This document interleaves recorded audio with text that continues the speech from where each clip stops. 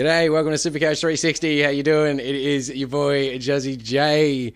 Thank you for joining us in the Coach's Box again this week to talk all things NRL Supercoach. We have got a massive show coming up as usual. I've noticed I use the word massive a lot in all of our descriptions lately, so we're going to try and curb that. But anyway, it's going to be a huge night. It really is, though. We do have a bit to talk about. It's that time in the preseason. We've got a little bit of footy. We've got, like we saw Reggie's and trials on the weekend. We've got a couple of games coming up this weekend, more trials. But we're going to hopefully start seeing closer and closer to first grade sides. So how good is it? So good. Have footy back. It's great. It is. It's great to have footy back. I mean, mind you, not without its... Mate, what is the word here? Spit it out, Junior. But, yeah, I know, right? But not without its incidents. Massive weekend. I mean, Hayes Dunstar, cheapie that everyone was looking at. Gaunt, shot knee, 12 months, 14 months. Yeah. That's it. Like, that's huge, man.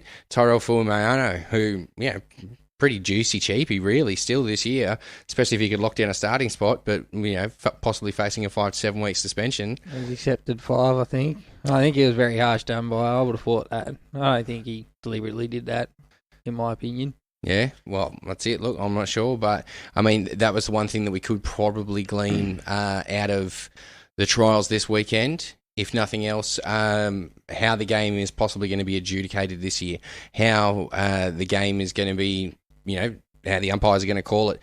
We saw they're not taking anything in terms of head high. Now, I said we'll put this to you before the show, and what did you say?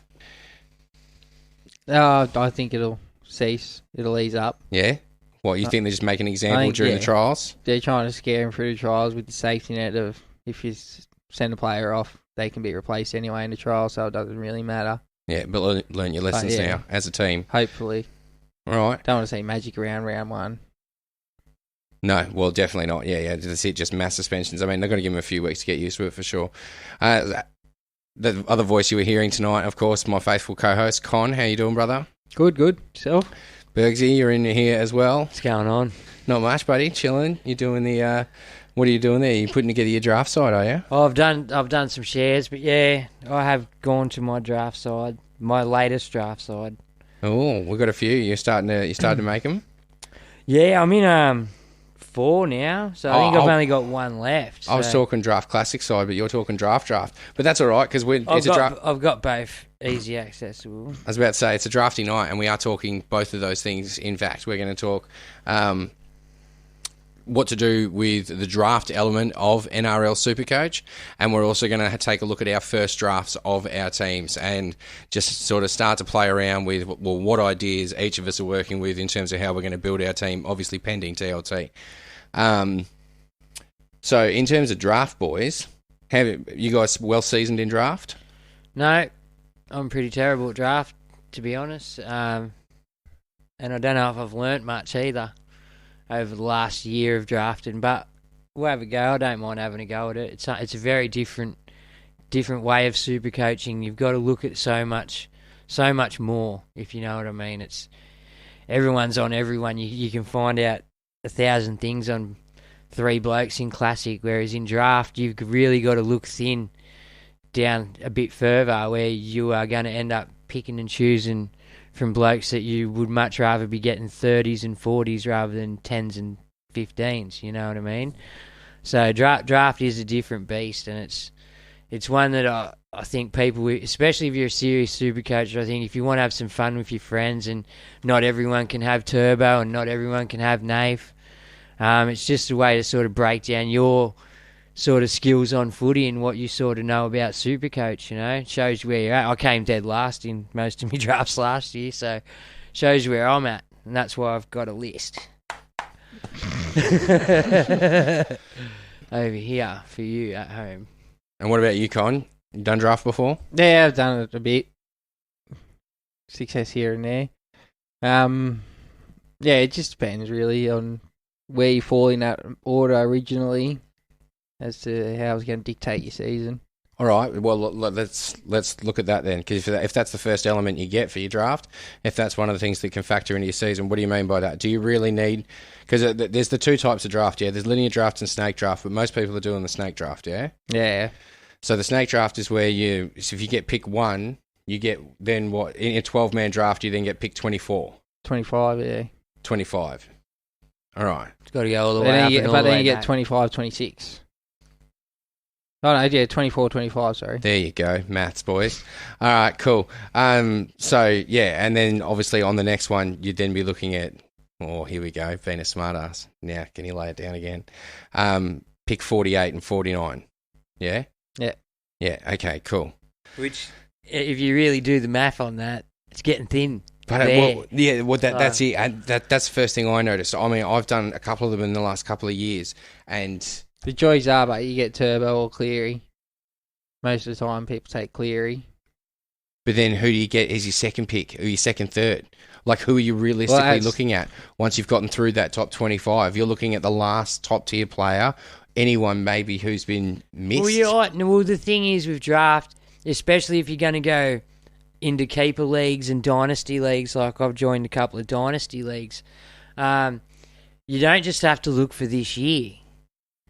So you wouldn't want a 30-year-old halfback as your first pick if he's only going to play 2 or 3 more seasons when you've hypothetically signed on for the long haul. Hold on, You know come what I on. mean? We're trying to cover draft basics, and the first time we throw to you and you just go dynasty draft, which is just a whole new complex world. Okay, we'll just stick with the other draft. Let's just stick with classic draft for a sec, buddy, before we go explaining the concept of picking it years in advance. Okay, but if that's your thing, if you do like your dynasty draft, then make sure you check out our boy Ricky Rowdy Harrington over at Fig Jam Dynasty Draft. Sorry. Go, keep going, you're talking. Yeah, make sure you check out our boy Ricky over at Fig Jam Dynasty Draft. He does run dynasty draft leagues, which will, get you going through the... All right. We throwed him. What?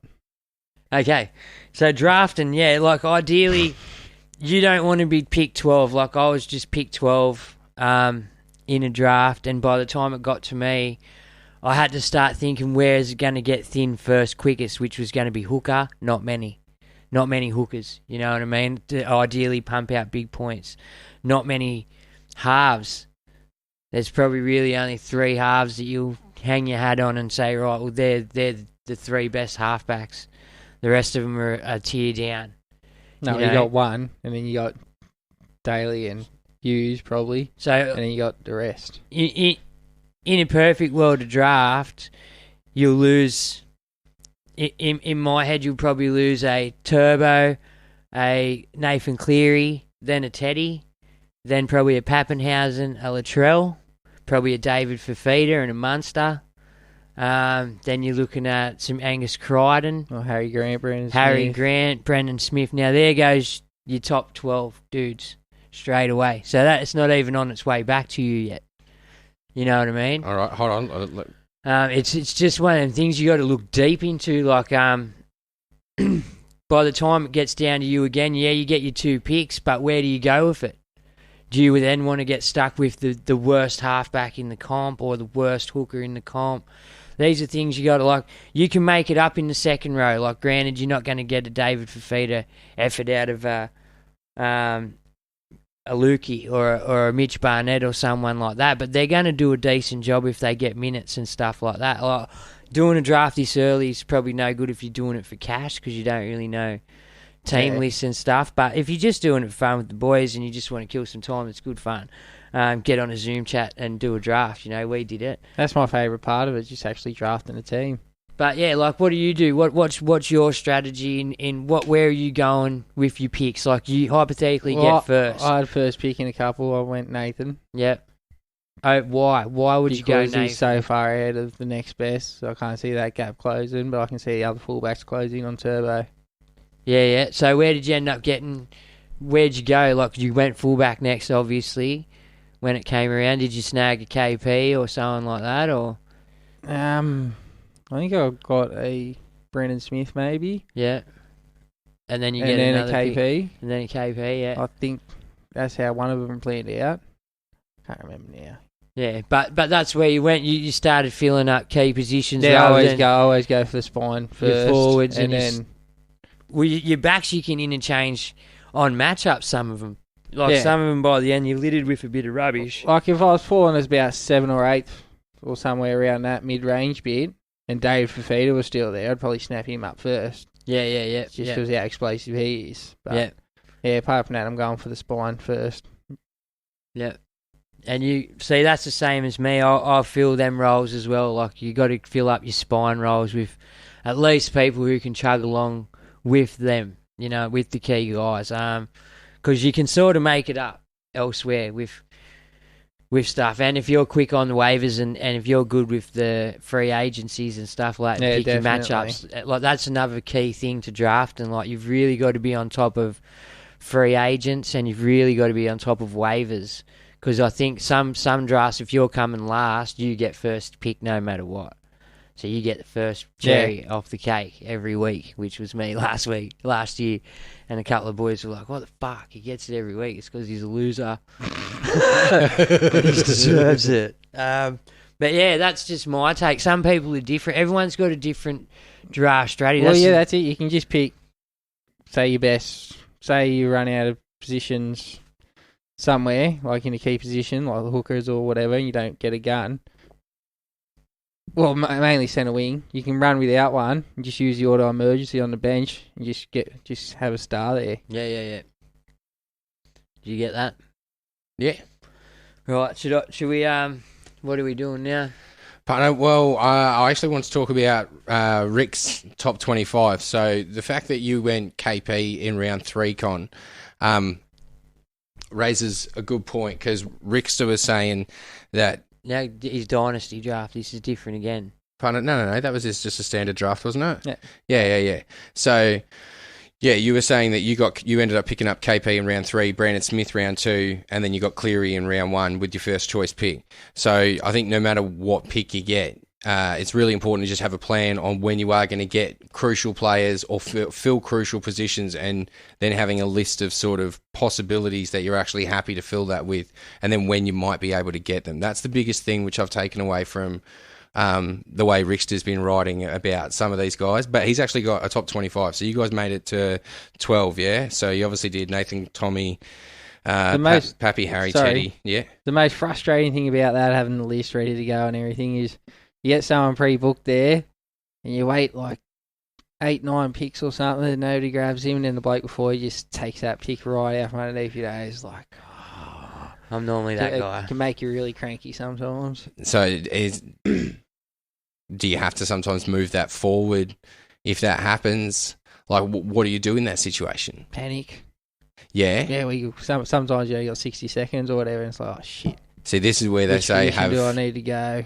Have a plan, have a backup plan. Because what are you actually trying to fill? You're not trying to fill as many as a classic team, are you? You can have 12 player drafts or 17 players like a normal team. You can have 13 on field, 7 reserves. I see a lot of 12-12s going around. Or 12 and 14 mans. Yeah. Comps, you mean? Yeah, in terms of comps, but yeah. Well, that's one where I think you only got 2 centres and 2 back rowers. Yeah. All right, so we got to Payne Haas, To'o, TPJ. Do you have him on there? See, I wouldn't have Payne Haas that high, personally. No? You don't think he's just one of those picks that's going to get grabbed in one of those rounds? So if you want him he normally does. to fill that position... He normally does, but last year, like, he did regress a couple of points. I'm not saying he will this year, but I don't think he's as high up the food chain as he was last year. He's still easy... if not a second round pick to some people. Still averaged 68 last year. And look, slightly better squad there. Hopefully a bit more confidence. He's a big boy and he's still only just sort of coming of age. So we still don't know what to expect out of him. I think he's still definitely got more in the tank. So I think there's still potential there. And 68 a week guaranteed. Is it worth it? Yeah, but then you got other front rowers that are 65 and that they're going to fall in the 3rd, 4th round.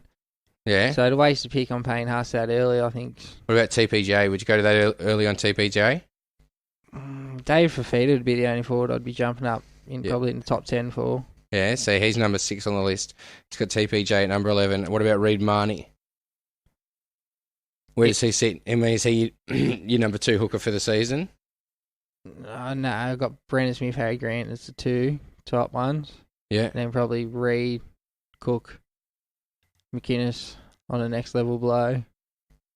There you go. But so all of those are going to get picked up in the first 2 or 3 rounds. Yeah, You definitely. think so, yeah. Yeah, so that's it. As everyone starts trying to fill their spine. Well, that's So- it. That can also be dictated to by what other people are doing. If you see 3 hookers go in a row, you're Get on getting in hookers. on a hooker on your next pick for sure. Yeah. Because that's it. They're going hot this Yeah. round. Which then has to readjust your list.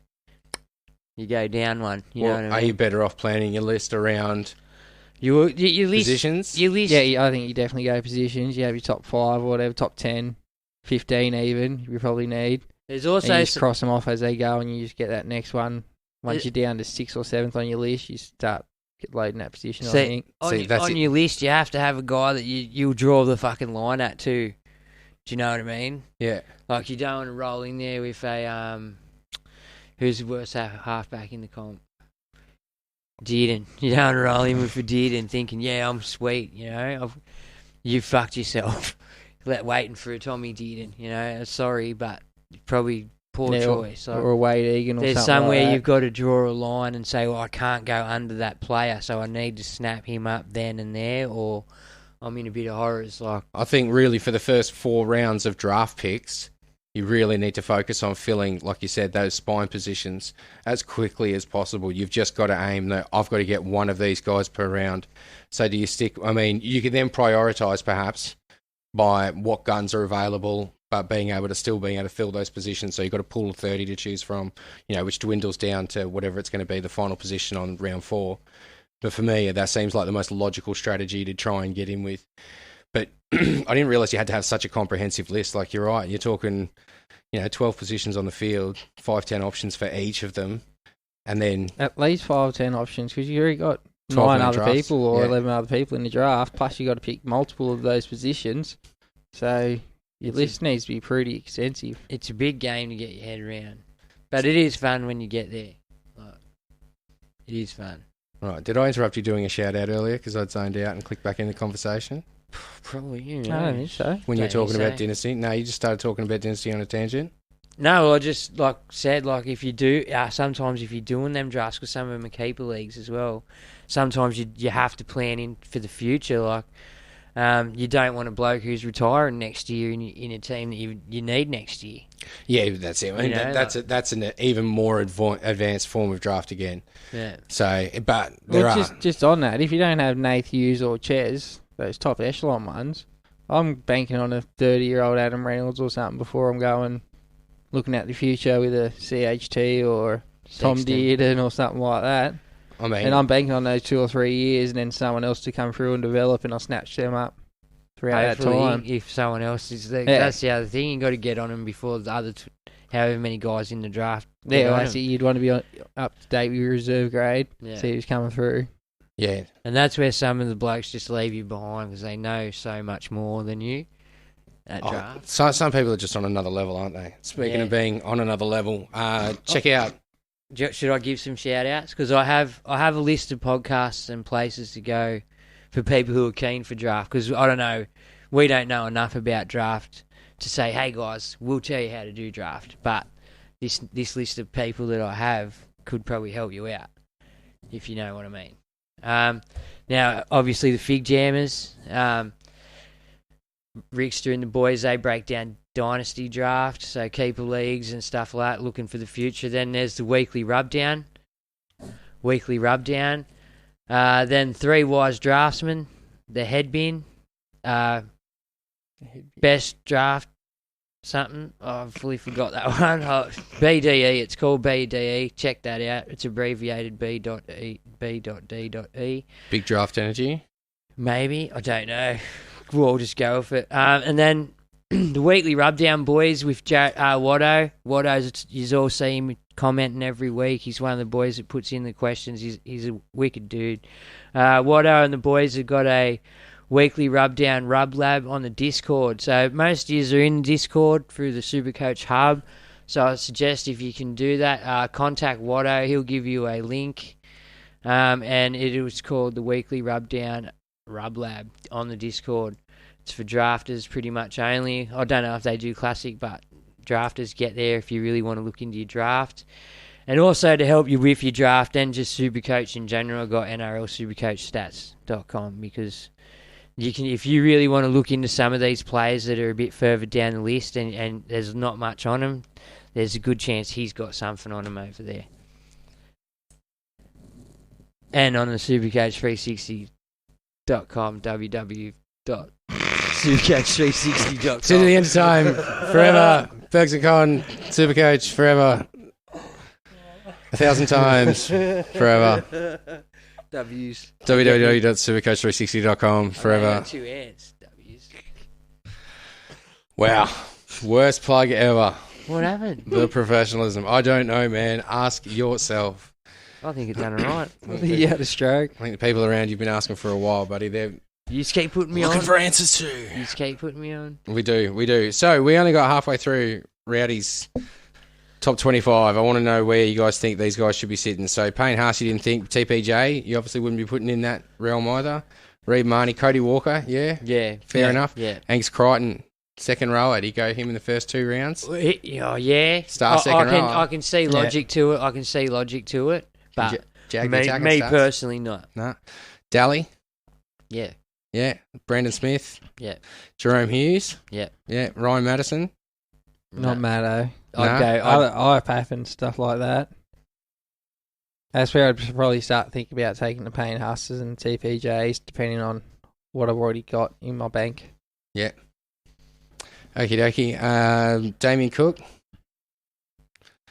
Yeah. Oh. If the hookers were going hot, Where do you guys rate Damien in terms of hookers this year? 5th-ish. 5th? 6th? I see him going up a notch this year, personally. Yeah. I hope he finds a bit better form.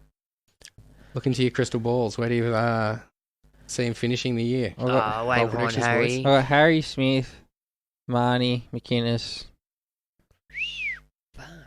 You hate Damien Cook. I don't hate You're a Damien hater of Damien Cook. Cook, you maybe I do. finished third I or don't know. fourth for me. No, I got him 5th or 6th. Wow. Third or fourth for me. Cam Murray? Is he on Gus level? If he starts playing 80. So, if you were picking your team tomorrow, no. All right. Reece Walsh? He might have even out average Gus last year. Reece Walsh, see, fullbacks are a bit thin by now. So then by the time you've tiered out all your fullbacks, where's Reece Walsh sitting for you? He'd have to be 5th or 6th, wouldn't he? So fullbacks start going hot. Yeah. Turbo, Teddy, Paps, Trell. I got KP up there. But then Reece Walsh becomes a consideration, right? Then Walsh. Yeah, and then you're looking at Walsh, Walsh. Guffo. Well, that's it. Yeah. I'd probably put him around the same point as Gutho. You never know. They could both of them could go either way. And then, you know who I like as a bit of a smoky this year, especially if Jackson Hastings didn't that go good? Fucking Dane Laurie.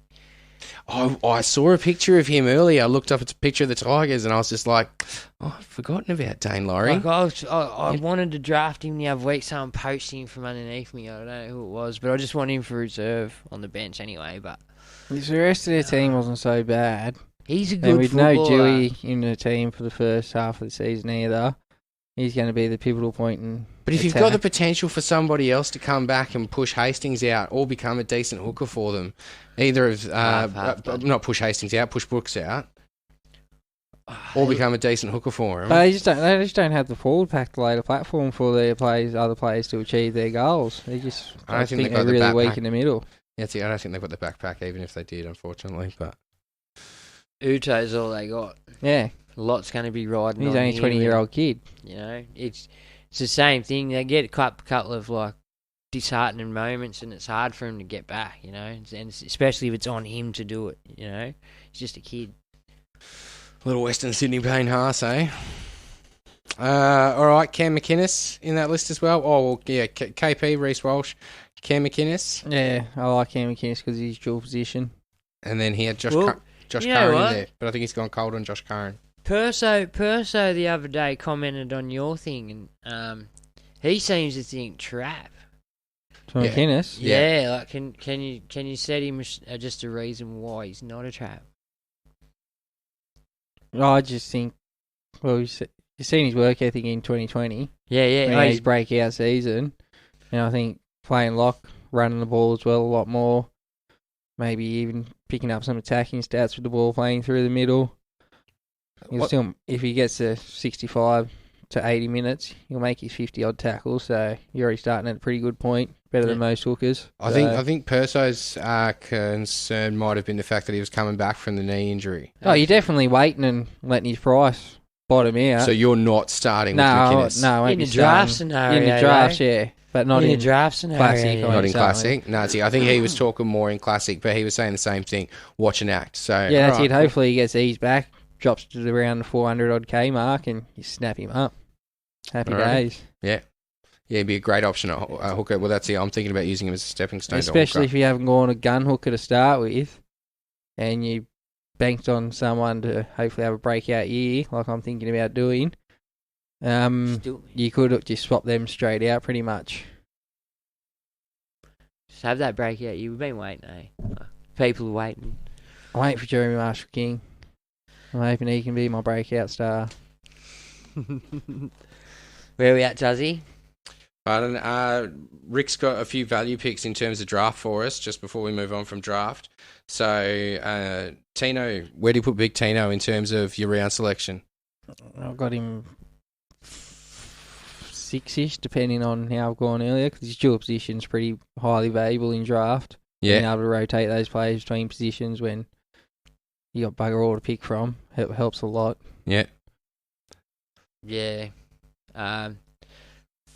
5th round, 6th round, I can see him going. Yeah, it's it. Rex has got him 5th to 6th, or 5th to 6th. Zach Lomax, where would you put him? So if you could jag him... Yeah, you can get him late. Yeah, if you jag him 8 or 9 or something, you'd be pretty happy with that, Yeah. I reckon. If someone's got a hard on for him, but he could go early as shit. Yeah. Well, if you're in there with the same supporter... What's the earliest you'd go on him? Me personally... Imagine you're a Dragons fan.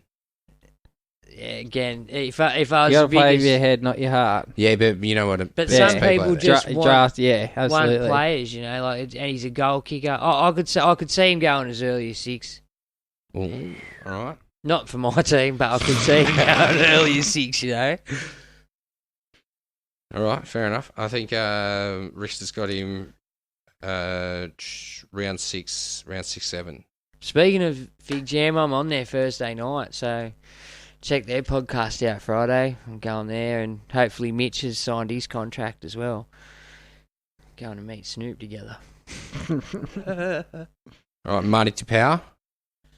Whoa, way down 10, 11.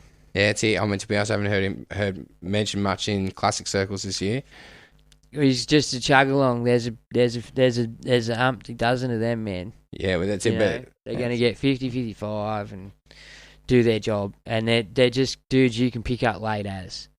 Then they're a dime a dozen. What's he? 13 points behind Payne Haas. All right, Satili Tupanua. Not a jewel, is he? Not. Again, I see him going late as well. Yeah, 7 or 8. It's it, second row. You generally got a couple of options there to fill, don't you? There's heaps of them, yeah. But they go quick. What are you trying to fill your bench with? Dual utilities. Duals halves. Halves go quick. If you can snap up a semi-decent half, someone's going to need to trade you something.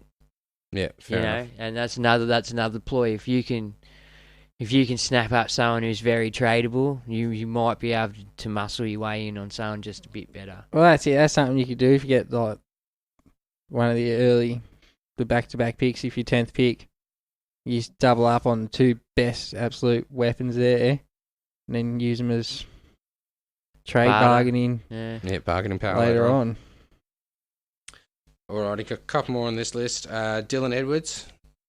Nice. Where's you reckon your fullbacks? 8th for me. 10th? Yeah, he's fucking, yeah. If he can get involved in those backline sweeps, he becomes a lot more attractive, but at the moment he just returns kickoffs. Big Uto. Yeah, I've got him right up there in my front row. When you pick him up? I've got him top 5 front rowers. I'll pick him up 7 or 8. I 7 think or 8. Just because. If you can get him that way, I think you're doing really well. Yeah, I still think you will. Not a lot of people from the internet saying, not all that many people sold on him. See, I'd take him 5 or 6. as long as I had my spine done in those first 4 rounds. Now, speaking of that, so what round do you start picking up the cheapy versions for the spine if you are taking the risks there, like your Chris Randalls or, your Jeremy Marshall King or something like that? Well, again, you'll probably be able to pick them up late, depending on who's looking at them. If you could be the only person looking at, one's looking at Jeremy Marshall King bar about 6 fucking people, mate. Yeah. And it's I got him about round 14 or 15, I think. It's one of them things, like, if you've got a sneaking suspicion, that old mate could have that same sneaking suspicion and go off his gut and think, oh, Con might think that. Bang, I'm snapping him early, and then you're there, fuck, I had plans, and that throws your order out of whack again. But it's one of them things, if you're the only one looking, then you can snap up quite a couple of people if you're the only one looking at them late. It's one of those things. Well, you see, even after the draft's done, you go back and have a look at the list, and you're like, oh, I missed him. There's I think still there that you can pick up. I think maybe that's not the factor. I think it's just because you had to get these other positions filled, so he didn't matter at the time. Like, when you go back, you think, well, I've picked someone's shit up earlier for no reason. It was obviously a panic one or something like that. Why isn't it loading? Well, yeah, that happened to Jay. Like, Jay from the War Room.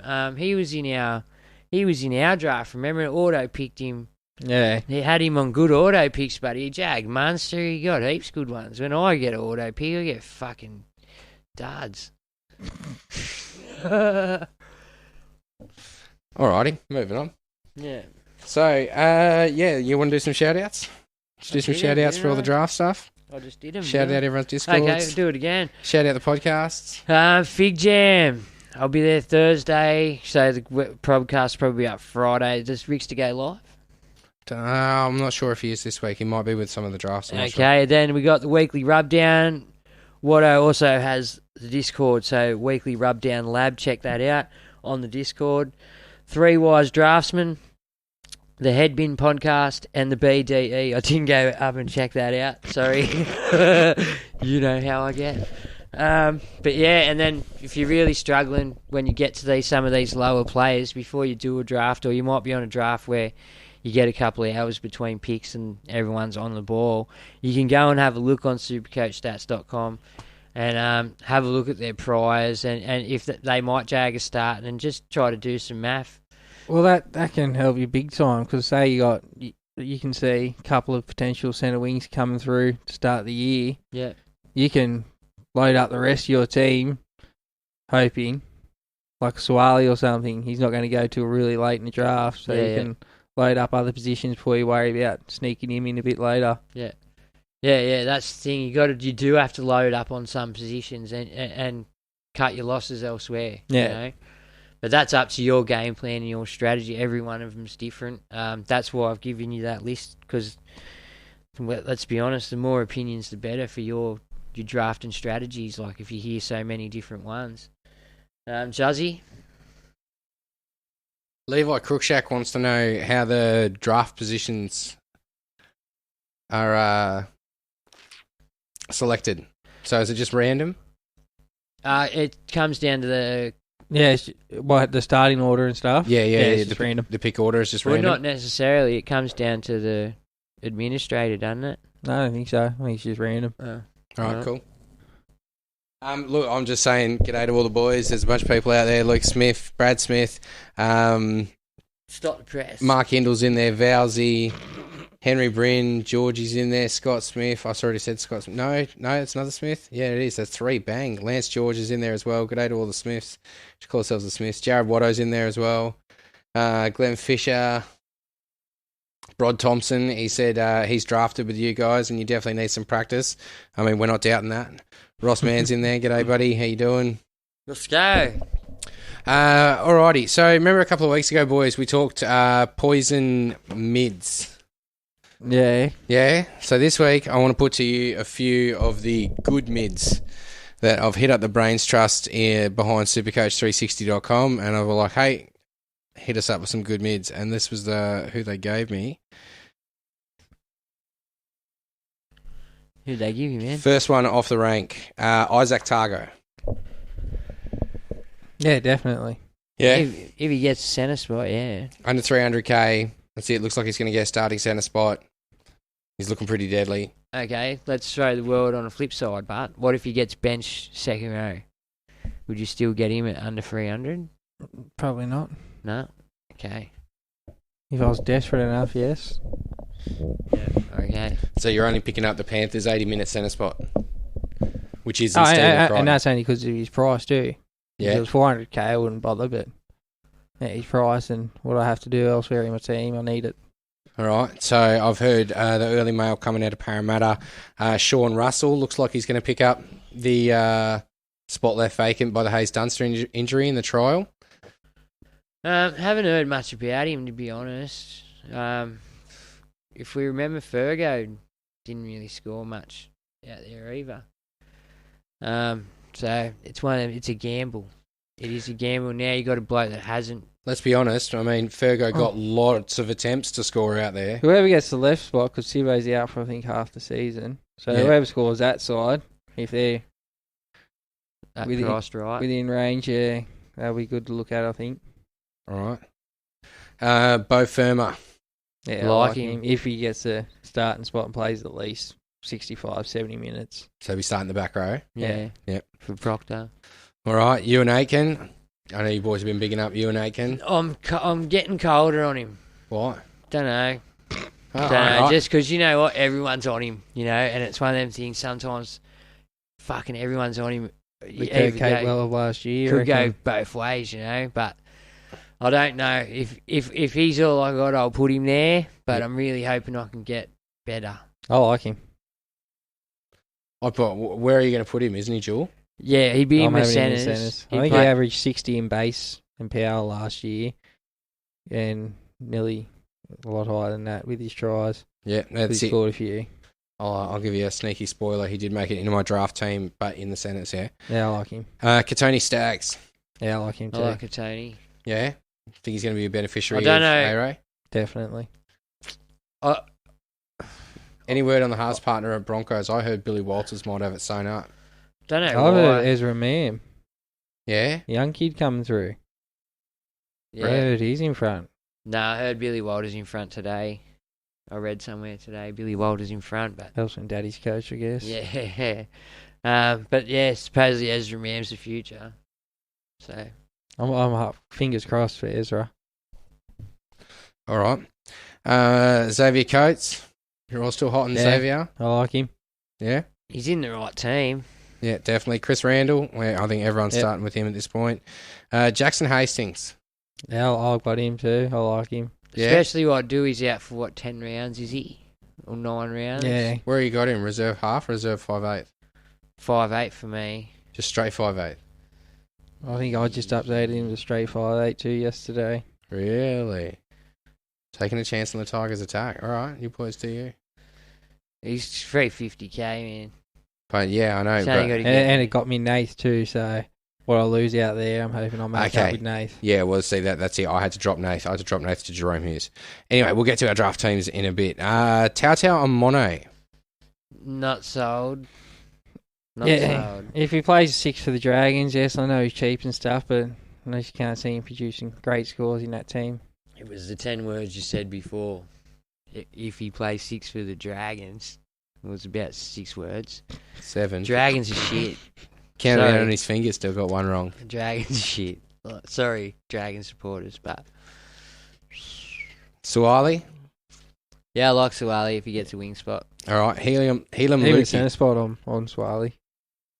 Yeah, Yeah. I like Lukey. If Lukey starts, absolutely. Yeah, so what's the criteria for him? Left side.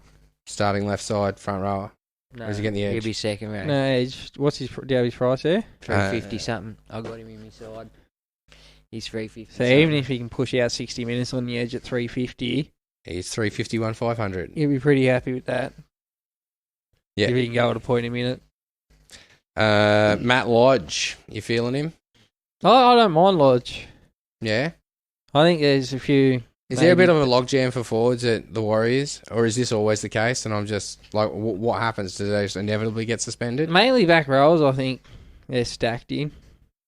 So Lodge is going to play front row. AFB is going to play front Yeah. row. Who else they got? You got Bunty Afawa, Yeah, Ben Murdoch Masilla, Jazz. Jazz plays in the middle, Bailey Sirenin can play in the middle. Tohu's out for half a year, so there's some minutes available. Yeah. Which I heard Katoa's in front to partner Aiken. All right. And I heard Karen's going to play 13. Katoa running off SJ could be a sneaky pod. Yeah, that's it. There just seems to be a bit of uncertainty there with who's actually locking down those spots, and I'm worried about that. Every year over there. Exactly that, and that's my concern there with going the forwards over there. Lindsay Collins. Like him. Not for me. No, why not? Coming back from a big injury. But I like him. He pushed Weir Hargraves to the bench. Jugs along at about 60. He's good. Yeah. Hamasai, the hammer. I'm on the Fids. He's looking big. He's fast. I'm on Fidzy. I'm on him. Another one that's unfortunate circumstances because their team. I just don't see the Cowboys competing very good this year. So could you not see him being like a sneaky for like centre wing? Nah. Not in that team. No. For me, Glenn's golden rules are high ceiling clubs, generate revenue in high ceiling clubs, especially if you're going for attacking points. Yeah, what if you're on the side that doesn't attack? Like most of those dudes, if they're are you telling me to get Fidzy in the centres for base? Is that what you're trying to say? No, Look down the camera and say, tell our people. No, I'm not. There you go. I'm just saying, like, sometimes you can't afford all the people from the high ceiling clubs. Like, you have to make some sacrifices. Of course you do, but I mean, even if you can, try and make the sacrifices in the high ceiling clubs as much as possible. You can, but if you wanted to pod on with Fidzy, I wouldn't say no, eh? I mean, that's what's putting me off Hastings as well, is that fact that, there's already that issue of, well, do you go club loyalty and Dewey when he gets back, or does Hastings have to fight for his spot, or is Hastings maybe going to do garbage and then get pulled when Dewey comes back, and that's plan as well? My prediction is Brooks will go, and Hastings and Dewey will be the halves. Right. Rocco Berry. Is he going to lock down the centre spot for the Warriors? He looked good. Against Melbourne the other day. Rickster was loving it, but I know Rickster loves the Warriors. I think he looked really good in defence, more than attack, which unfortunately doesn't translate to Supercoach points. Yeah. And I don't like the Warriors. What's his year. price? Doesn't matter if you haven't got it. I think the Warriors won't be in the 8 this year, so. Whether just scrape by or they're just not even in contention. 322 for Rocco. You can see him around the 9th to 12th-ish kind of range. Yeah. Right, Selwyn Cobbo. Yeah, I like Cobbo, especially if he gets full-back spot. Even the wing spot, yeah. I'll probably jump on. I'll jump on even if he's on the wing, I think. Yeah? Yeah. So that's the big question going around Brisbane, is who's going to lock down these spots. Where's Tessie New going to play? Because I've seen Tessie New popping up in a lot of lists as well. Well, he's injured. He's done a hamstring, I think. He's at least 4 to 6 weeks away. Yeah. So he's missing for the opening 2 rounds. So I'll give Cobbo time to cement that fullback spot. They've got the trials this week. I think David Mead was named at fullback, maybe. Well, Cobbo's still on the wing. I heard talks too that Parramatta are trying to loan Jermaine Asako. So that could put a stop to that Sean Russell thing too, if that goes through. I have heard some things about Asako at Parramatta, and then when I checked the app today, he's still listed as being with Brisbane. Yeah, so I wasn't sure what was going on there. Approaching the situation after the trial on the weekend. So well, he's a Dolphin. Asako, in 2023. Brisbane really... Yeah, might as well cut your losses and get something back on your salary cap for it. Well, that's it, and start thinking and preparing for the future anyway, the inevitable. All right, okay. Ooh, that's juicy. Is that juicy, or is Asako a trap even if he goes to Parramatta? I feel like he's a trap no matter where. Oh, yeah, I wouldn't be touching Asako, but it just ruined people's cheapie, because he'll probably get one wing spot, unfortunately. Yeah. All right, cool. Moving on, we've got a couple left. Liam Martin in second row. Panthers, 400 and something. I don't like it. Why not? Because I went back and had a look through a few of his games last year. Even in 80 minutes, he was punching out 40s and 42s and things. So if you're playing 80 minutes in the back row, I want at least 60, and then plus your attacking stats on top. All right, fair enough. Lolo. I want to see something first. If Something's he gets changed. put in the front row, 55 minutes, 60 minutes in the front row, I'll have him. I don't think his jersey number matters. He's going to play the same minutes in the same role, 8, 10, 13. It's not going to change him. And I just don't think any party's happy there in that situation. I don't think he's happy being there. I think they want to fork out his $1 million a year anymore. Yeah, fair enough. That's not his fault. No, absolutely not. No, but I think fresh start on both parts would rejuvenate. But who's picking up the rest I was of about that? to say, because you want a fresh start, you better pay out his old contract because Daddy still wants his money. That's what I mean. It's a tough situation. And finally, on our list of good mids, Jai Arrow. Under 500k, if he locks down 80-minute edge. Yeah, if you can get 80 minutes on the edge, I'll probably jump on Joy. He's got to play the full 80 on the edge. He's got to play the full 80 for me, yeah. He's not the workhorse he was at the Titans. If you remember him at the Titans, he used to come on and he'd tackle his ass off, but I don't know, now he just got a bit older, he's probably realised you don't have to chase the ball, there's a line there. Someone else will tackle that dude. So, I don't know, his work rate dropped off for me. But I'll still look at him if he gets 80 minutes. No, he's playing in a much better team now, so he doesn't have to chase everything and think, I have to do it all myself. Nobody else going to do it. I think that's the same issue with Liam Martin, right? It's the fact that he was in a decent team last year and they weren't doing too bad most of the time. They were doing a lot of defence because that's what their game was based around, and then it was just like, oh, Nathan, line break off, back force dropouts, or, out to the wing. Line break off the back of force dropouts. Like, they've got a style. So, yeah. Alrighty, cool. Next question for me then is, what's your plan for Turbo? It seems to me it's the biggest question of the season. When are you going to get him in? How long do you wait? I floated the idea earlier of waiting until Origin or after Origin 1. And Bergs, what did you say? No, you're mad. Yeah? You're crazy. 100%. Yeah, I did. But he's seen merit. Well, I think it's going to be dictated by him. So, if he goes low, I think they got Melbourne and Penrith in week 2 and 3. If he can go sub 80 or whatever there against those two, hopefully, by the time round 6, 7 comes, he'll be ripe for the picking, or as ripe as he's going to get anyway. Because it's not like you're going to get him at 650k at any part of the season or anything like that. Outrageous. No, but that's it. So what is the lowest you can expect? What's the minimum budget that you need for Turbo? Oh, I think as low as you'll get will be about 859. Yeah? Yeah, I reckon, 859. So a mil with interest, really. Yeah, it's a big ask. But for me, in my draft side at the moment, I have him.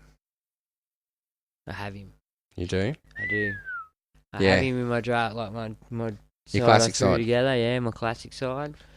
Yeah, I saw that the other day. You get down to the bottom of Bergs' team and then tucked on the bench.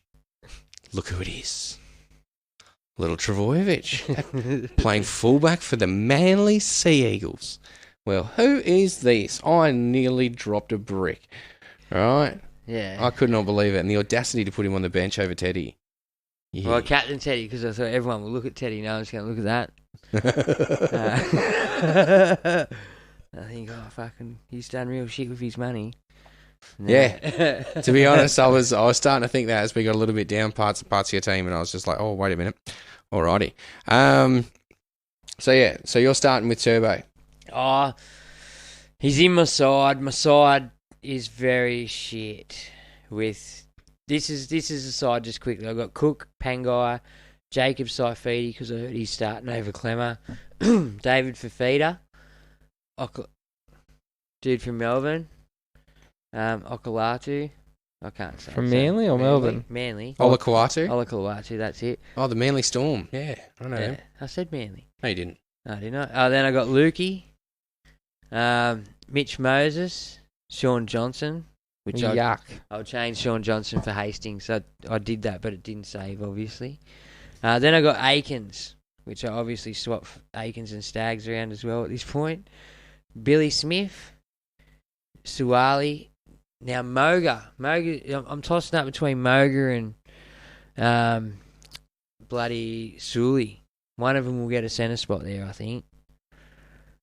Just a matter of which one. And then Surely Sully gets it.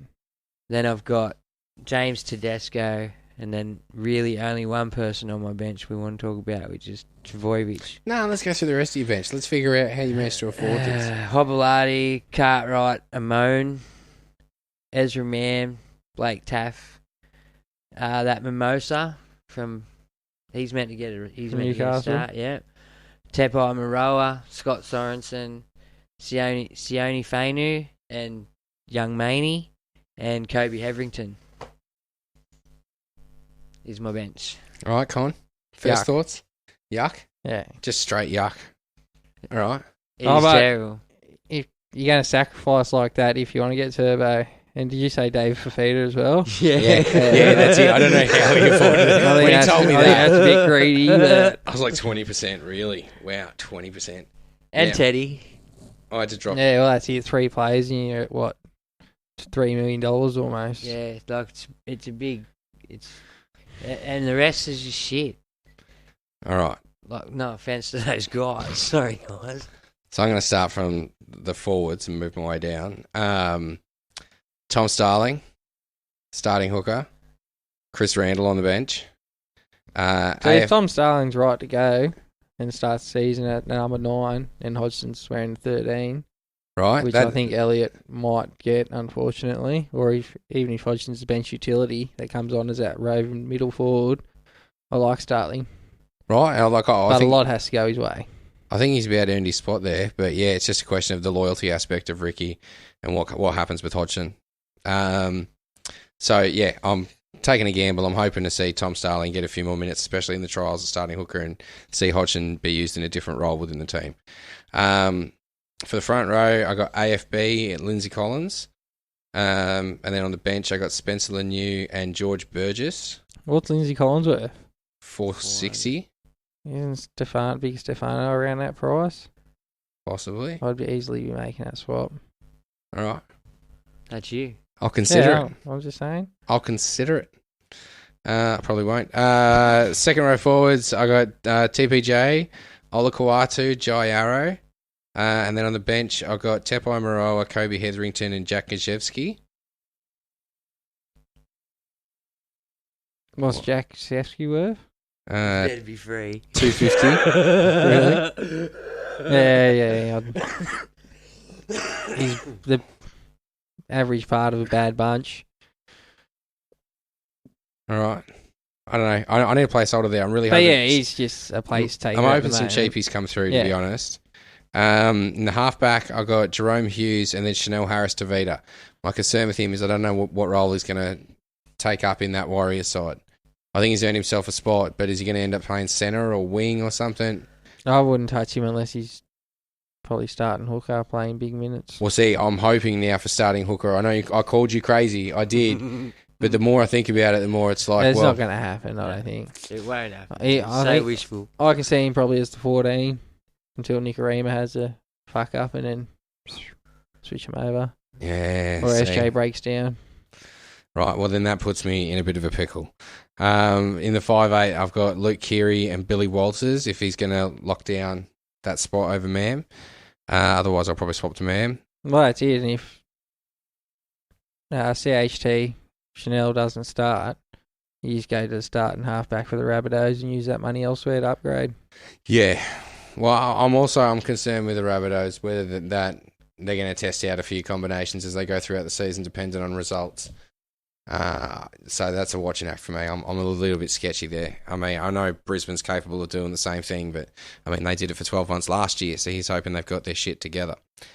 In the centres, Ewan Aitken, Katoni Stagg, Xavier Coates, and I got Will Penasini. On the bench, Kieran, Targo, and Suwali. That's almost identical to mine. Yeah. I think I don't have Keegan. I've got someone else. Well, it's him or Momo. It's whoever locks down that spot, but I'm not actually sure I can afford Momo. I think Momo's about 100k more. And then fullback, I've got Teddy Puppy. Now, I know Puppy's obviously There's concerns around him not starting round 1. Trell apparently now back round 2. Yeah, that brings Trell straight into my team. Yeah, well, that's Smith it. dropped me that. I think I definitely start taking a look at Trell. I'm real sweet on him if he's goal kicking over at South. Absolutely. All right, who's your draft team? You got one off the top of your head, or have you? You're meant to hand him his centres are pretty much identical to you. At Yeah. the moment, I have KP and Teddy at fullback, but that's going to change to Latrell. And then I have Jackson Hastings and Ezra Mam in the 5'8" spot. And I got Nathan Hillius from South in the halfback spot. And then Hooker is, I think, Randall and Starling at the moment. Front row is Usawa Kamanu. And he's criticised that for a minute. I've lost it. Okay, yeah. So that's where he's at. Who are your fullbacks again? Teddy Trell. Trell. See, Trell's only missing a week now. Yeah, I'd say I think I'm with him, and I'm going straight to Trell. It's a gamble of whether you start the season with Trell or Puppy. The thing is, if you're going to start with a couple of these dudes in the key positions like Harry Grant, you're waiting a week anyway. He's a week away. Brendan Smith's a week away. Munster's a week away. Yeah. Some of the key dudes for those particular positions are a week away. Nate could be a week away, could start. Who knows? I think he's leaning more towards starting the season now, to be honest with you. Yeah, so it's one of them things. Do you hold off?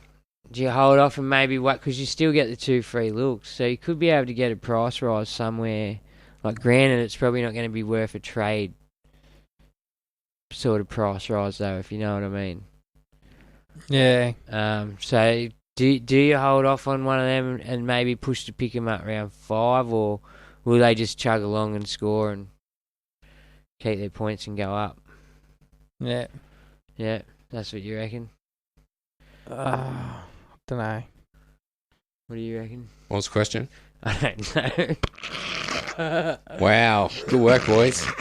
Leave the show in your capable hands for 30 seconds. I don't know where he went with that. People at home what it was. What was the question, people at home? Yeah, but my front row is Tino and Uto Kamanu.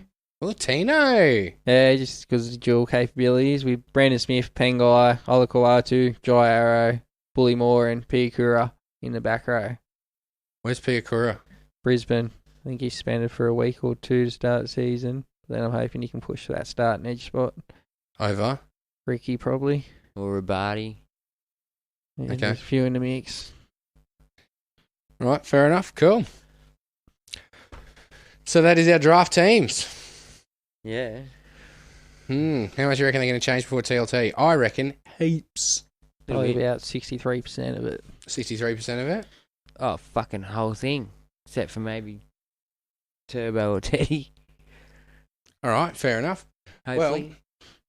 Well, Brad Smith has been doing some stuff for us over at supercoach360.com. If you haven't checked out supercoach360.com, there's heaps of articles and write-ups on Supercoach and different tips and tricks and strategies, and from a bunch of the people who we talked to on last week's show.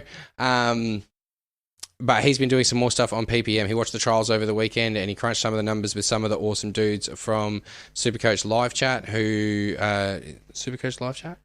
Yeah, why not? What's that? Yeah, I'm pretty sure it's Supercoach Live Chat. That do the live Supercoach scoring. I believe they crunched some potential Supercoach numbers over the weekend, and Brad's done a little thing for us today. So we're going to go to that.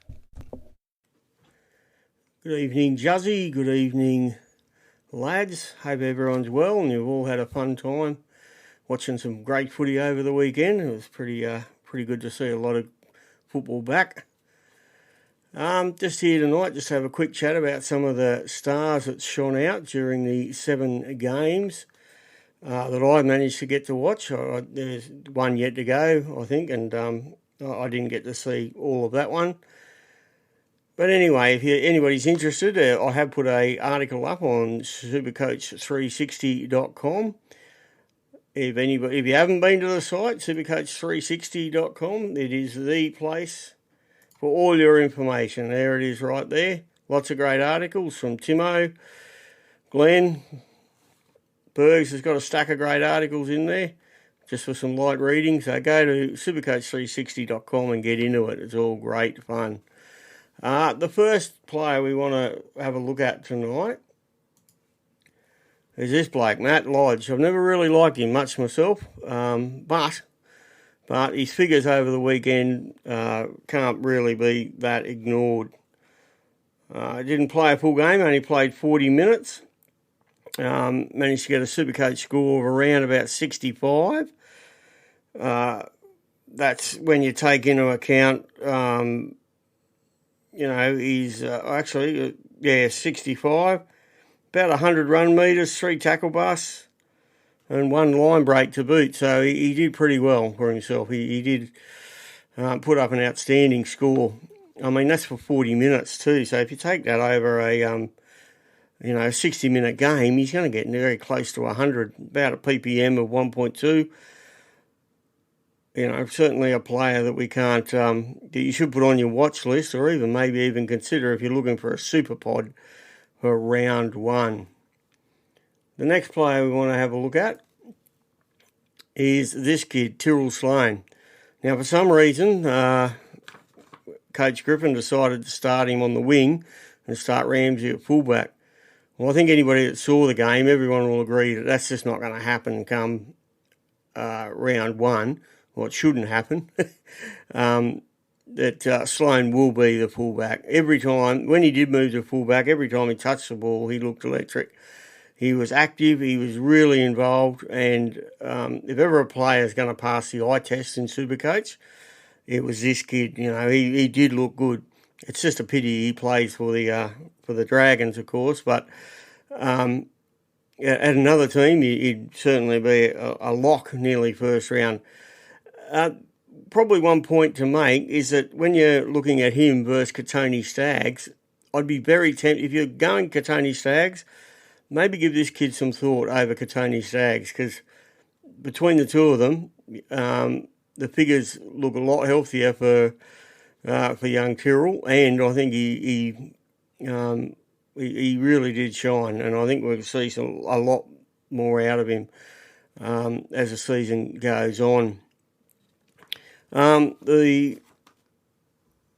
Probably the last player I want to mention, and this comes as no surprise to anyone, is the Tom Terrific Turbo. Tommy, he went gangbusters for 40 minutes. He had something like, if I just read off my sheet here, he had 1 line break, 2 tackle busts, 2 try assists, for an estimated Supercoach score of, I think, 65. Of course, at 65, that'll, it gives him, if he played 80 minutes, around about 130. Tom normally goes better in the back end of the second half anyway.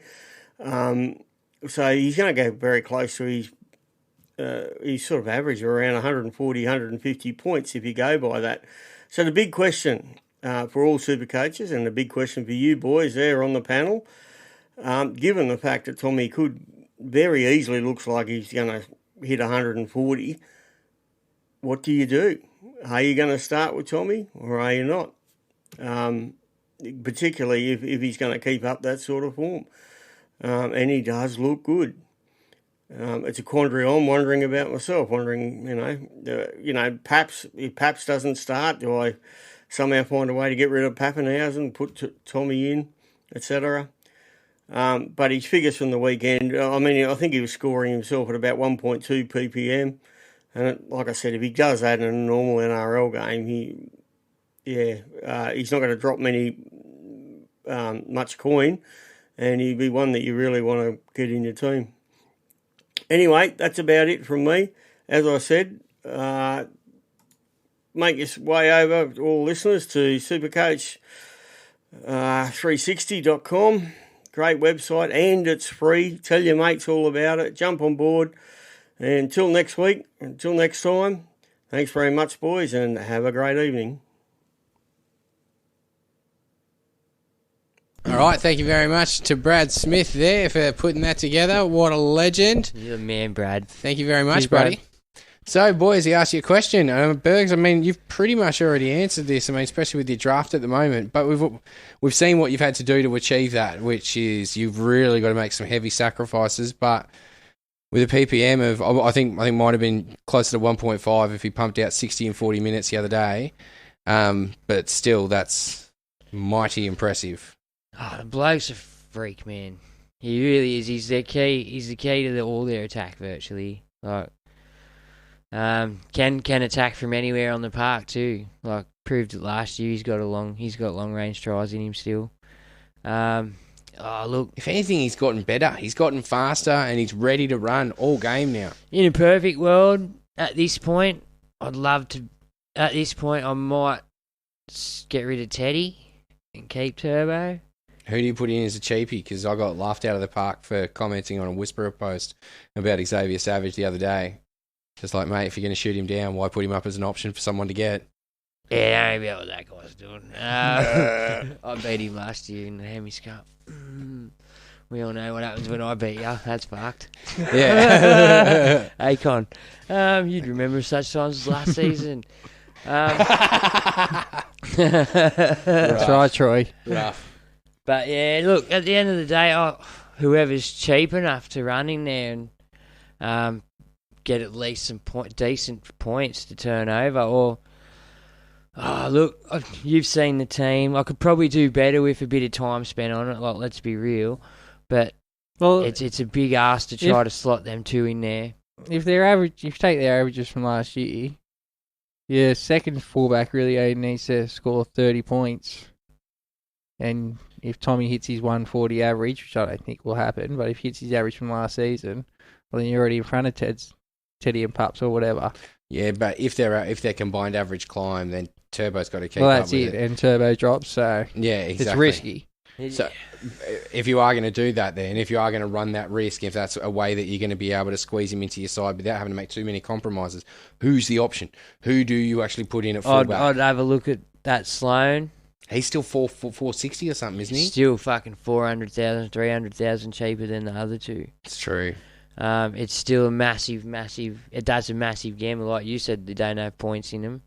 And then what else you have to do is later on in the season you have to find $500,000 possibly to upgrade to a Teddy or a Pups for your run home. That's a lot of money to find. Well, with the boost, that's easier now, but It is, but still, it's possible, especially when you get to nothing season. But that's it. It's a question of where do you find that cash. At some point throughout the season, you're going to have to find at least 500-600K ultimately to do those upgrades. And then if you don't start with Nath, you have to find money for him. Yeah, If you don't start with Dave for feeder, you have to find money for him. Just due to the lack of cheapies that I know about at this point, I ended up having to drop Nath to be able to cover for getting people like, Billy Walters and just spreading that money that little bit more to be able to get those 250k players instead of the 180k, 185s. Oh, man, it is rough this season. Some of these players are so expensive, and actually trying to put the jigsaw together of your side is just, it's a menace. Still in my head in. I've only tried to do it once or twice. No, just steer clear. Yeah. Till TLT.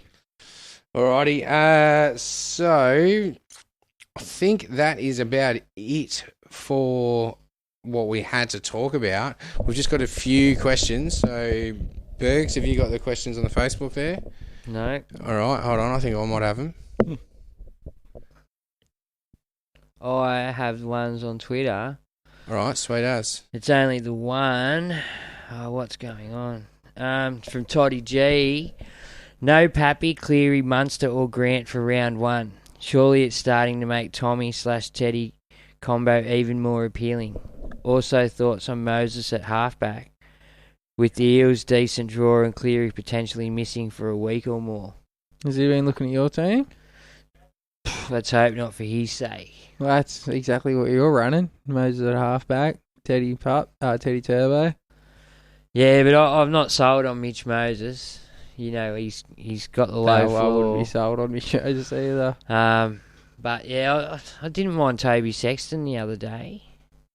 Yeah? Yeah. Turning the corner, eh? Look, I don't know if I'm on him. I'll probably watch again this week. But a couple of like older football heads sort of rate him, you know, and if normally they're not too far off the money. Well, are they the same ones that said Luke Brooks is the next Andrew Johns? I hope not. I don't, because you know I don't remember much. Juzzy, what do you got over there? Oh, wait, did we answer that? I've got Moses at halfback. Not sold on Moses, but in saying that, does have potential there to get a bit of a roll on, especially early, as they tend to do, the Eels. I do have him there because of their draw. Their draw is pretty kind, the first opening rounds. Usually is. So yeah, I really have looked at Mitch Moses. It is a toss up if I can keep him, but yeah, I'd love to start with Tommy. Love to start with the Teddy Tommy combo. But in a real world, fuck, it hurts it hurts the rest of his side so bad. That's it. I just couldn't spread the rest of the wealth far enough to start with Tommy. I can see him having to drop at least 30 off his average in the first 10 rounds, or over the first 10 rounds. Who, Tommy? Yeah, he's got to. He's 110. I can see him being able to maintain, but unless there's heaps more points on offer again this year, I mean, I just can't see him being able to maintain 145 average. That was insane last year. He had to get his team to the finals. I mean, this year it's supposed to be about the team, no doubt. I don't know, but he's a freak, so let's see what happens in the best way. He's an absolute beast. Brad Smith says, has Saxy been to a dress fitting yet? Bergs, your bride-to-be? I don't know, Melbourne back in lockdown yet. You know, Dan Andrews just pulls him out of his ass. No, they took the mask off today, mate. They're back to normal. So lockdown next week. Saxy probably won't get to his refitting. All right, Brian Ings, it says, with the increased potential for late COVID outs this year, should we put greater value on duels and teams who play a lot of early games, i.e. South, Broncos, Panthers, so you can sub or trade players? Yeah, well, that's the strategy I think you said the other week, is to make sure they're playing and put them in your side early, if you know what I mean. So you've got the bench there to fuck around with later. So if they're definitely playing on the Friday, they're best being in your side. Yeah. You know? So, yeah, I just get the points on the board in case the weekend goes upside down. Well, no, not the points on the board, so to speak, but if they're going to be your reserve anyway, like no doubt about it, they're going to be reserve, then put them on the park. Because if COVID or something does strike and then he's already played, you can't move it around, there's nothing you can do. So if you end up with 2 of your starters or 3 of your starters ruled out from COVID early and you've still got 3 bench players sitting there unplayed, you're killing yourself. Yeah, and especially if you've reserved one that's played Friday night when you could have just had him on the park. Because he's going to be playing in your side anyway. Unless it's your captain, you wouldn't leave your captain on the bench, clearly. But if you've got players in your reserves, they might be your shitter players, but just for the save the headache, if you haven't him played and then he's on your bench, there's nothing you can do. You can't pull his score off the bench and swap him with, say Angus Crichton got COVID. Yeah, but like Berg said, you're starting all the early players on the field, and as the weekend progresses, you have them on your bench. Yeah, that's probably your best COVID plan. Yeah, well, I mean, and then save your trades obviously throughout the rolling lockout to get them in just before their game, so you know they're locked in to play, and you're not going to get a late COVID 3 hours before the game, and you've used your trades before. Well, I think you're allowed to reverse up until lockout. Yeah, you can now, as long as... Well, it depends if they've played the Thursday game. If the dude you've traded has played the Thursday game, you're locked out of reversing that trade. Yeah. You know, so there is a bit of gamble in it, but that is going to help the cause heaps. Like how you can do that now, reverse the trade. Like remember, I remember last year everyone brought in Tohu and then he just got struck down. And it was like, fuck, people like, I think Dan and a couple of other people brought him in that week and he didn't even play. And there was no news until an hour before. Or people didn't trade out Maddo. You could have reversed trades, traded out Maddo. And there's, heaps of things that could have went a lot better with that tactic. Alrighty. Jared Watson, who do we think partners Daniel Saifidi in the front row? Is it Clemmer or Jacob? I've seen a report about Jacob. I'd like Jacob. I'd like Clemmer, just so he keep that Saifidi momentum going. Once Daniel's off, Jacob comes on and just keeps carrying on. Yeah. Well, he's took his game to the next level, Jacob. I rate him. Yeah.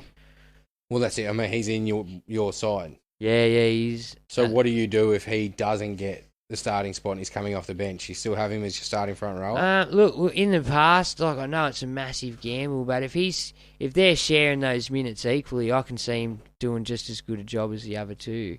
And if he's coming on when other people are tired, I think he might have that odd better attacking stat rather than the first 10, 15 minutes of the game when everyone's still a bit fresh and defensively sound. Do you know what I mean? So, yeah. He's got appeal to me. He's just got appeal. He's not just to come on and do a job for 15-minute man like he was 2-3 years back. He's coming on and he's taking his game. It's his game, and he comes on and he does a wonderful job. Yeah, he's probably up there with Clemmer now, or if not surpassed Clemmer now, not far behind his brother. Alrighty. Luke Smith says, how are you guys planning for COVID? Are you planning for enough or two? Seeing the late withdrawals in the Raiders trial scared me a little, so maybe squad depth might be more important than early points.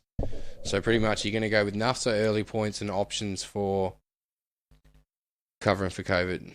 I mean, how do you cover for COVID? Because you just sort of hope it doesn't strike down your guns or, your cheapies or anything. At least if it strikes down a cheapie, there's a chance it's going to affect everyone. But yeah, I mean, your mids and your pods and stuff like that. But you've got no control over it. It's a crazy variable. All you can do is try and stay on top of the news, I think. Yeah, it's going to be a difficult year. The winner of this year should get fucking 100 grand. What, they get the Holy Grail? Yeah, Have you seen? Have you seen what you get? No. You get a little trophy. You get a little Holy Grail trophy, a little Supercoach Holy Grail. Fucking Tim Moody spewing, you get one. Yeah, right. Shout out, Timmy. How you doing, buddy? Timmy. Barry McCormick. Well, he says part 2 of his question, but I haven't seen part 1. Did we answer Lukey's? Probably. I think we kind of answered the COVID situation a bit earlier, but yeah, I think he's got a good point there. We go on squad depth. Well, I went for 25. I didn't go single enough, and it was hard to do. Well, but, that's it. I mean, ultimately, I was going to save maybe 150 grand by going a couple of nuffs. If a couple of bargain basement cheapies come along and I can flip placeholders to cheapies, I'll do that. I'll try and spend that 100 grand and do an upgrade on someone. But yeah, that's pretty much where I'm at, Penn and TLT, because I don't think I can afford nuffs. No, you can't, because if you got 3 nuffs or something to start the season with on the bench, it's going to cost you trades early if COVID does strike your team. Yeah, that's it, to move them out and get people in that are playing at the last minute. I mean, it'll be a straight swap, dollar for dollar. Yeah, but it's costing you a trade to replace maybe a 20-point loss if you have someone actually playing on the bench. Yeah. Whereas if I have one of my 250 to 350 players go down, I make back 130, 140, 150 grand. Just bang, 160 even. Maybe more. I'm bad at math. But the point is, I get that straight in my bank to then be able to use in an upgrade, especially if I use a boost that week to just get the move done. I'm excited for this season because of that. Like, that's going to help out people like me that aren't the best forward planners. I'm going to be able to react to situations as they pop up. And I think it's going to be important. I put a post up the other day and someone commented on it. 42 trades, you don't need to worry about saving them. You don't got to worry about anything. It's like, I reckon COVID's going to affect more teams than you expect throughout this year. Yeah, I don't know why they just didn't agree to a bubble again. No, I don't think they are. Nah, I'm pretty sure they're not. They've got sort of protocols where only a few of them are allowed out in public places together, but even then, they're like, they'll find ways around that sort of stuff. I'll bring the party to them. Yeah. Yeah, that's it. They're not going to be locked up. They've been locked up for 2 years like the rest of us. They're over it, so what do you do? Bowsy on a Vaughan. He's getting paid 600 grand a year. He says, hey, champions, thoughts on Alex Johnson as a gun centre? I like the look of Jake Clifford as a backup 5/8 or half. Changed my mind. Keep up the good work, you good motherfuckers. Yeah, boy. Not a fan of Jake Clifford. Well, I mean, Gon's the Knights fan and laughed at it, so that worries me. I wasn't laughing at it. I was laughing at it. I thought he said he was looking at Jay Clifford but changed his mind. No, we've got to change his mind. Yeah. Ah, He's asking us to change his mind because he's seriously looking at Jake Clifford. I think Clune's a better option than Clifford. And I wouldn't recommend you Clune either. no, I wouldn't recommend either of them, to be fair. Are Declan Casey going to pick up a spot at the Bulldogs?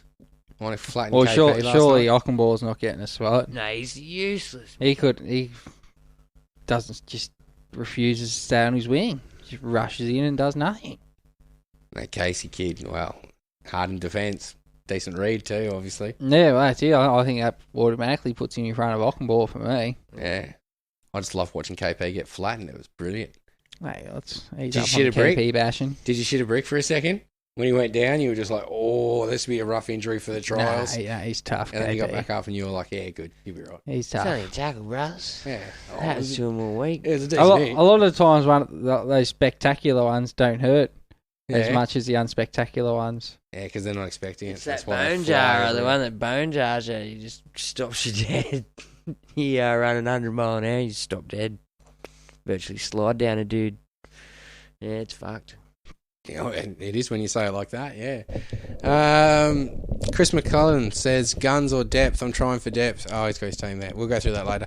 Ado says, who do you lads like out of Curran, Maddo or TPJ? TPJ, Oh, yeah. because of the jaw. Yeah, well, that's why I've gone him. It's why I put him in my team. And High price point, though. But, I mean, compared to the other two, it's around the same, isn't They're, it? yeah, they're the same-ish. they all have injury, suspension concerns. Yeah, definitely. And we So- did see a little bit of angry in TPJ the other day. A little bit of aggro. Probably Maddo's the only one guaranteed 80 out of the three. Yeah. Don't know what's happening with Curran. Yeah, rumour has it he's going to play 13, and his average is down when he's playing 13. So, Yeah, well, he got quite a few attacking stats playing on the edge last year, which really inflated his score. yeah. But, yeah, people are saying if he gets 13, he's probably a wait till Tohu comes back and they put him back out on an edge. But then who's that affect? Does that affect Aiken or does that affect Katoa? Because there's a lot of boys wanting minutes there. Yeah, there's a lot of water to pass under the bridge. By then, you can judge that on form. Yeah, true. Yeah, but I mean, it does come into your decision-making process, especially when it comes to costing you a trade later in the season or having him maybe not made as much money and then getting stuck in there, because I've got one of those every year. Every goddamn year. Leash Tetley, who to replace Dunster? It'll be old mate, but I think Dunster was like 200. Like he was semi-dear, wasn't he? Like over 250. Yeah, he wouldn't have been. If you haven't got a Suwali, I'd be looking at a Suwali, Targo, Targo. Yeah, there's Yeah. a couple. Penasini, Penasini played some decent footy. Amone, if you like Yeah, he's that. a gamble though, mate. Oh, yeah, big time. He's a big gamble. Bradley Baxter says Walker, Hines or Sexton as halfback if I can't afford Cleary to start the season. Oh, man. None of them, ideally, personally. I think they're all a gamble. I'm not even sold Sammy Walker gets a start. Big adjustments for Nico, but I think he's up for the challenge, to be honest. I was talking to a guy the other day, and Guy reckons he's right on Sammy Walker. Reckons he's going to be a breakout this year. If anything, it's going to be enhanced by Kiri coming back and the Roosters being at full strength. But does he get the start? Like, is he assured the start? What do you Like, reckon, Con? Does he get the start? I've probably got Drew Hutchison in front of You him. got Hutcho in front of him as well. What? Because he punctured a lung for the club? No, because he big body in defence. It's true. Sammy's got that attack and flair, though. Yeah, that Kiri can produce that. Teddy can produce that. If Joey Marnie. you can get another back row, pretty much body type in your defensive line on your try line as a half, I think that helps a lot. All right, fair enough. So who's your call then? And another thing, like we said in an earlier podcast, if he hasn't added more strings to his bow, he's predictable. Hines or Sexton then? Oh, If those are the options for the price point they're working with. Yeah, Nico- exactly. See, exactly. Nico's $200,000 more than Toby Sexton. Yeah, and Nico's in a new club coming off fullback scores. I don't know if I trust that. Mind you, he might be a value pod if he starts finding some form later in the year, but I've also heard whispers that he's going to partner with Moylan. So yeah, I'd probably go Moses over both of them. Yeah. Or even A-Ray over both of them. I don't like any of them. But No, that's it. I wouldn't want to end up with any of those guys unless I was playing a draft, and even then, want's a strong word. yeah, it's only a three-person choice, I think, at halfback.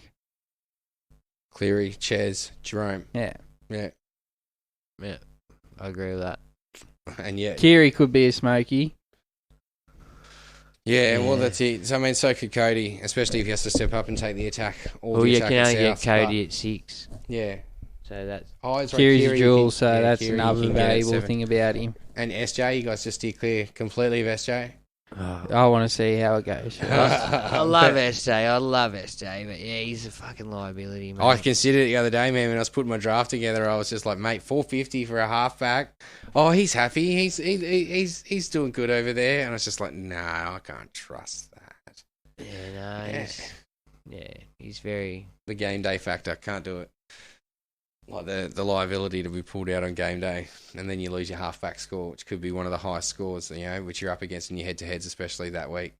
If you're up against Cleary or something like that, no, I can't afford that. And just with him losing that yard, or probably 3 yards of pace now, he's just not so dangerous running the ball. He's all about setting it up, and yeah, which doesn't necessarily translate. No, that's it. I like him when he wants to take on the line. All right, so starting with Toto, pros and cons from Jakob Stemag. I don't know.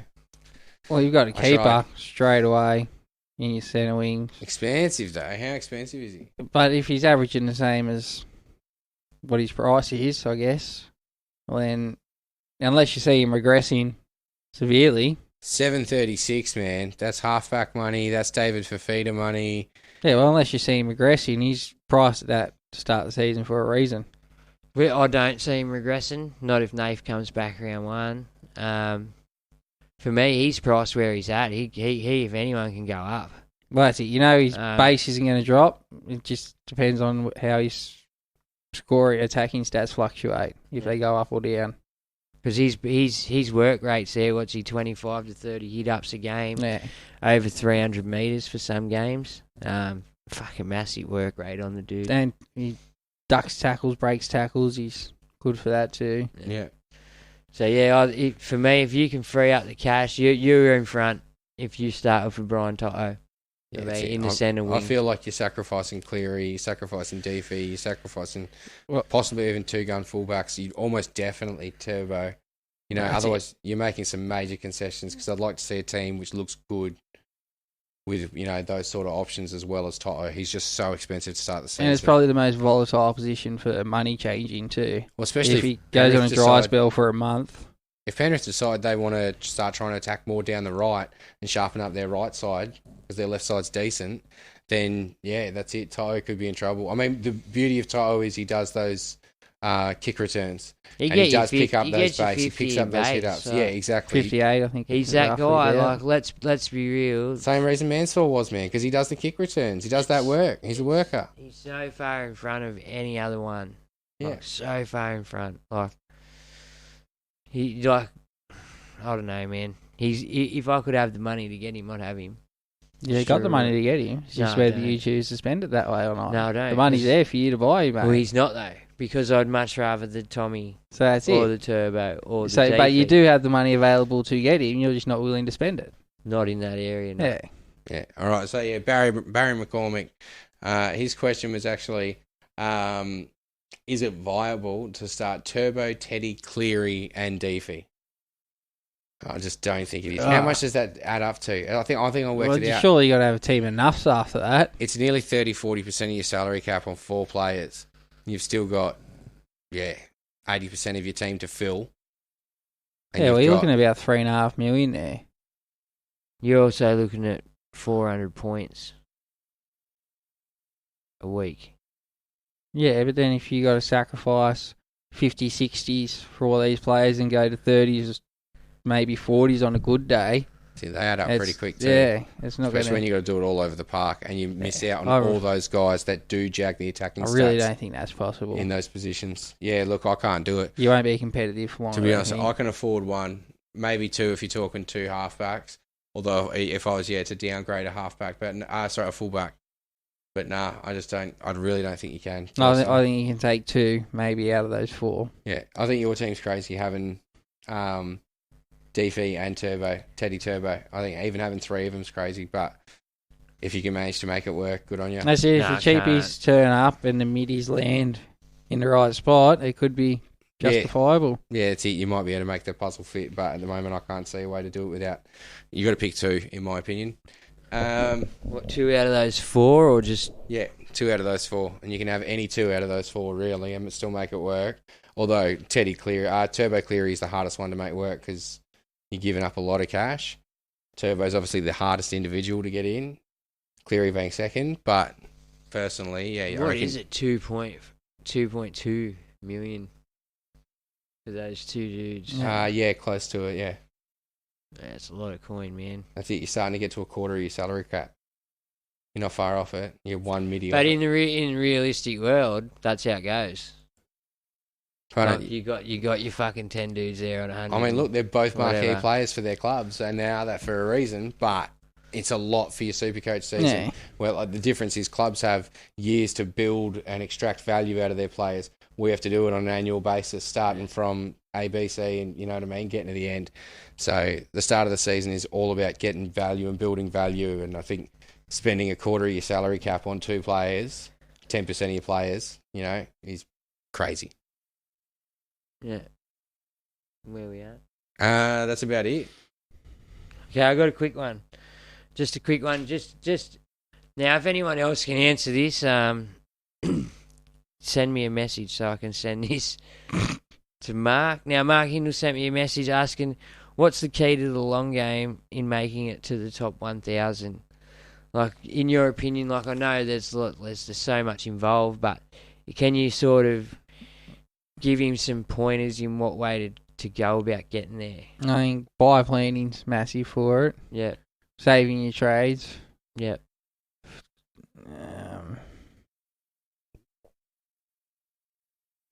Well, he's having a think. What you got any over there, And Big probably Tom? starting with as many as your dream team as possible. Who you want to finish with. Yeah. Working around there. What's the long game? That's it. Build money, and then just, as far as I'm concerned, if you're going to do the Origin thing for round 1, for the first buy rounds.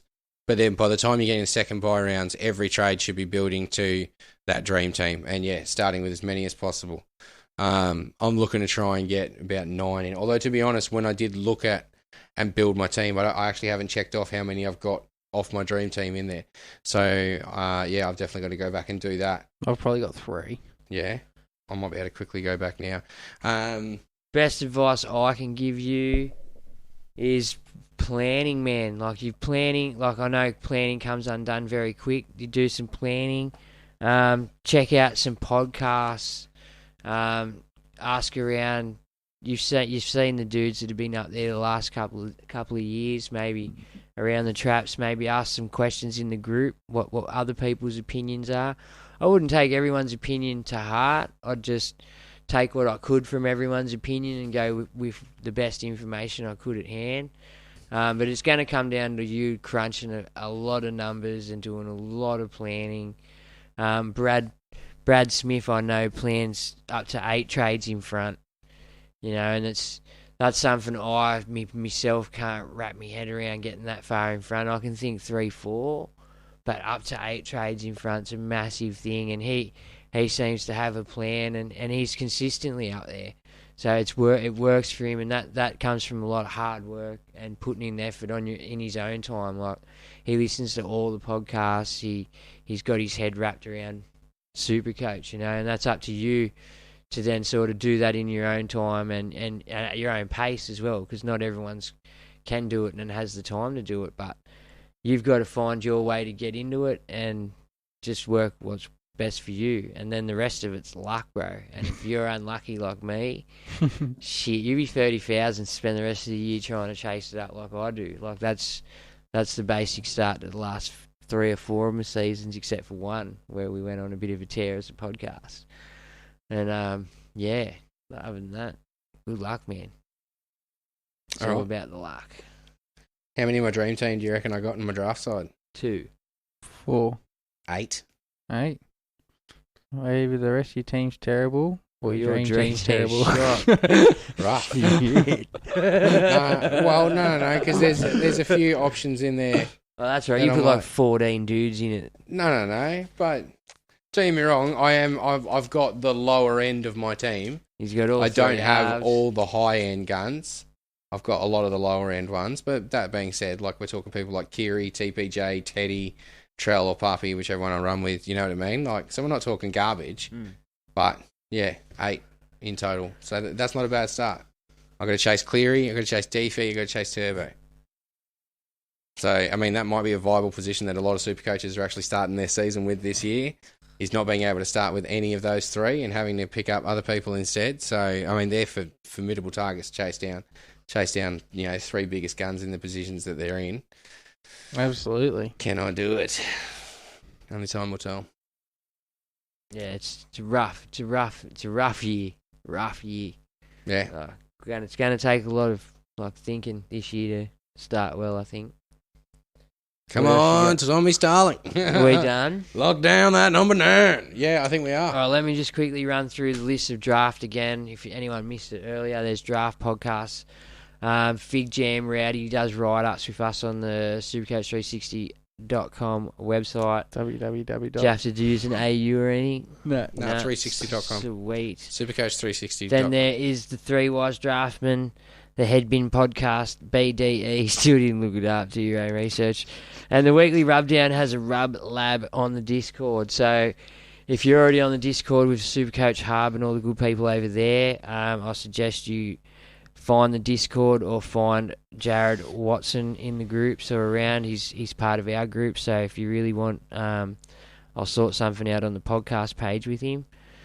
And yeah, also just want to thank all the people that have seeded me and Con into their leagues, like the THC and the pod. Oh, it's not. It's the Podmasters Cup and stuff now.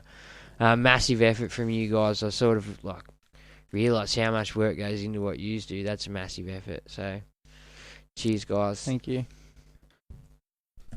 Alrighty, yeah, so check out supercoach360.com. What have I done with the group codes? Join the Podmasters group, a public league where you get to play against all the podcasters in one place. Per day, Junior. This is the public league one? Yes, this is the public league one that definitely wasn't created at all because Berg stuffed up on the podcast the week before. Had nothing to do with that, I promise you. Thank the man. 104397 for that one. 104397. And of course, the Supercoach 360 group code 790873. Make sure you also check out NRL Supercoach Tragics on Facebook and YouTube. Make sure you look for us. We're breaking down the podcast into little manageable bite-sized pieces for you all on YouTube, section by section. So, yeah, look for that. Supercoach 360 on YouTube. You can find us everywhere you find your podcasts. If you want to win the Supercoach Championship ring, we're not going to... I mean, look, send us the shout-outs, right? I'll get you a ring if you send me a shout-out straight up, right? You get me a shout-out, I'll send you a ring. I'll figure it out. Be 20 cent one out there, fucking... Yeah. I didn't say which one it was. Leave us a Facebook review. Best Facebook review goes into the draw to win the ring. When do you want to give it out? I think just anything related to social media, whether it's it's too hard to track. End of the year. I need something tangible. We got all year. Bring your friends. Best write-up wins. All right, best review throughout the year, Facebook review. So review us on Facebook. Go to the Facebook page, facebook.com/Supercoach360. We can come up with something better. All righty. Yeah, big ups to Rowdy Rick Harrington with the Fig Jam podcast. See you Thursday, Rowdy. All the boys in the Supercoach live chat, Discord. Hopefully Tom. What was it? Footy. Weekly Rubdown. Weekly Rubdown, Rub Lab, Discord. The Rub Lab's the part that gets me. There's nothing better than Rub Lab. The Rub Lab sounds like a milking factory for men, and I mean, look, it very well may be. You guys do what you got to do. Yeah, that's about it from all of us here at Supercoach 360. What an odd note to end on, but that's how people usually feel about meeting me. Milking factory. Yeah. Anyway, what else is a Rub Lab? Anyway, we'll see you next week. See you, peeps. Peace. It's a Discord group.